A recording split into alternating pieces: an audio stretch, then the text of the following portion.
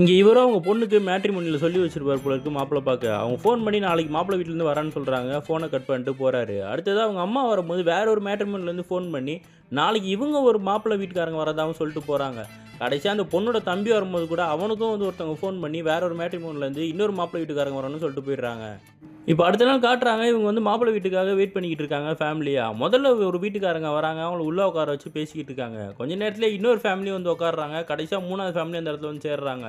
இவங்களுக்கு என்ன பண்ணுறதுனே தெரியல. 3 பேரும் பதறிக்கிட்டு இருக்காங்க. அப்போ கடைசியாக 3 பேர் இதான் மாப்பிள்ளை இதான் மாப்பிள்ளைன்னு சொல்லிக்கிட்டு இருக்கும்போது ஒரு சின்ன பிரச்சனையாச்சு. ஒரு மேட்ரிமோனியில் தான் சொல்லியிருந்தோம், எல்லா மேட்ரிமோனிலேருந்தும் வந்துட்டீங்க அப்படின்ன உடனே மிச்சம் 2 பேரும் சரி முதல்ல வந்தவங்களே பார்க்கணும்னு சொல்லி வெளில கிளம்பி போகிறாங்க. கரெக்டாக அந்த டைமில் பொண்ணு வரா. பொண்ணு ரொம்ப அழகாக இருக்கான்னு உடனே 3 மாப்பிள்ளைங்களுக்கும் பிடிச்சிருக்கு. அவனுக்கு 3 பேரும் அப்படியே உட்காந்துடுறானுங்க. ஒருத்தன் சொல்கிறான் நான் கல்ஃபில் வேலை பார்க்குறேன்னு, இன்னொருத்தன் சொல்கிறான் நான் கவர்மெண்ட் வேலையில் இருக்கேன்னு, 3வதாக இருக்கவன் சொல்கிறான் நான் மிலிட்ரியில் இருக்கேன், அதனால் எனக்கு தான் இந்த பொண்ணு வேணும்னு சொல்லி இந்த குடும்பத்துக்குள்ளேயே சண்டை போட்டு அடிச்சுக்க ஆரம்பிச்சிடறானுங்க.